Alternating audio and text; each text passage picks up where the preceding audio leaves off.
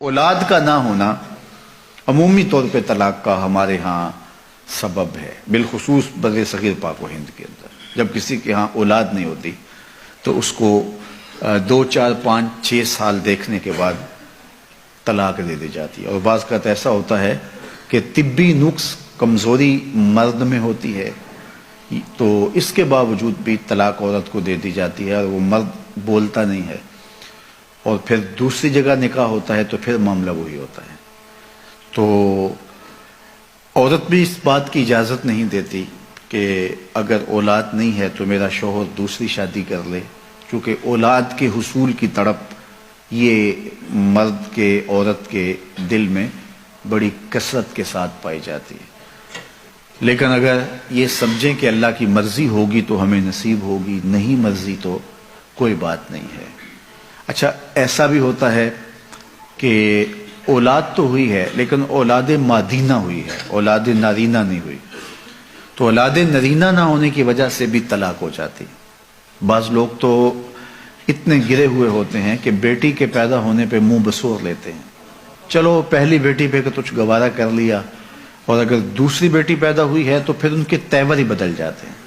اور مجھے بتاؤ کہ عورت کے لیے یہ کتنی دردناک بات ہوتی ہے کہ ولادت کے لمحے زچہ بچہ دونوں کے لیے موت و حیات کے لمحے ہوتے ہیں، اور اس کے بعد عورت جو ہے وہ محبت کی طلبگار ہوتی ہے، وہ محبت اس کے احساس تکلیف کو مٹا دیتی ہے، اور مزید رویوں کی تلخی اب کس قدر اس کو توڑتی ہے، اور وہ کس طرح جو ہے وہ ٹوٹ پھوٹ کا شکار ہو جاتی ہے۔ اور پھر تیسری اولاد سے پہلے عورت کا ہر لمحے رنگ بدلتا ہے کہ نہ جانے اللہ کی تقسیم کیا ہے، اور اگر اب بھی بیٹی ہوگی تو میرے اوپر کیا قیامت ٹوٹے گی۔ تو وہ لمحہ لمحہ جو ہے وہ اذیت سے گزرتی ہے، اور دعائیں بھی مانگتی ہے کہ اللہ کرے بیٹا پیدا ہو، اگر اب تیسری بھی بیٹی پیدا ہوئی تو میرا حال کیا ہوگا۔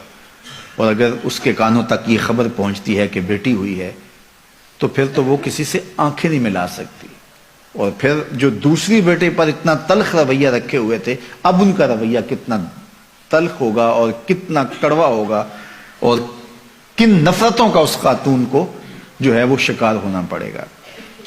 یہ اللہ کی مرضی ہے، جسے چاہے بیٹا دے، یہ اللہ کی مرضی ہے جسے چاہے بیٹی دے۔ عورت کے ساتھ جو نفرت کا اظہار کیا جا رہا ہے اصل یہ اپنے رب سے مقابلہ ہے۔ کسی کے ہاں اگر بیٹی پیدا ہوئی تو اس عورت کا قصور کیا ہے؟ ایک ذرے کے برابر بھی اس کا کوئی قصور نہیں ہے، تو پھر اس کا مطلب ہے اس پہ منہ بسورنا اور اس پہ نفرت کا اظہار کرنا یہ اپنے رب کی تقسیم پہ اعتراض ہے کہ اس نے ہمیں بیٹی کیوں دی ہے۔ تو اللہ بیٹی عطا کرے پھر بھی راضی ہو جاؤ، اللہ بیٹا عطا کرے پھر بھی راضی ہو جاؤ۔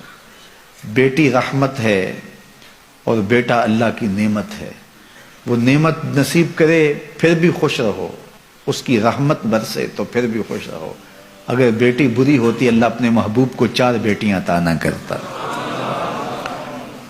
بعض اوقات بیٹی بیٹوں سے بہتر قرار پاتی ہے۔ حضرت حنا نے دعا مانگی کہ اے اللہ مجھے اولاد عطا کر، پھر کیا ہوا کہ جب ولادت کے لمحے قریب آئے تو بیٹا پیدا نہیں ہوا، بیٹی پیدا ہوئی۔ تو اللہ تعالیٰ جل شانہ نے حضرت حنا سے کہا جس طرح کی ہم نے تمہیں بیٹی دی ہے ایسے بیٹے بھی نہیں ہوتے، اور اس کا نام مریم رکھا۔ پھر اسی مریم سلام اللہ علیہا کے بطن سے حضرت عیسیٰ پیدا ہوئے۔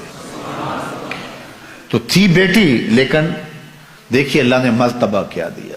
تو یہ تو اللہ کو پتہ ہے کہ تمہارے لیے تمہاری آخرت کی ضامنہ بن جائے وہ بیٹی، تمہاری دنیا کی عزت کا سبب بن جائے وہ بیٹی، تمہارے قرار باطن کا سامان بن جائے وہ بیٹی۔ بعض اوقات بیٹوں کی نافرمانی ماں باپ کی ساری عزت خاک میں ملا دیتے ہیں، اور بعض اوقات بیٹیاں انسان کو کہاں سے کہاں اٹھا کے لے جاتی ہیں۔ تو یہ اللہ کی مرضی ہے کہ وہ بیٹا عطا کرے، وہ اللہ کی مرضی ہے کہ وہ بیٹی عطا کرے۔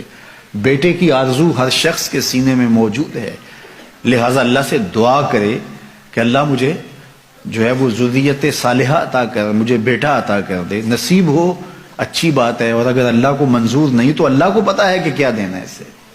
ہم نے تو اپنی معلومات، اپنی چاہت، اپنے جذبے اور اپنی خواہش کے مطابق مانگا، اور ہمیں کیا عطا کرنا ہے یہ اللہ جانتا ہے۔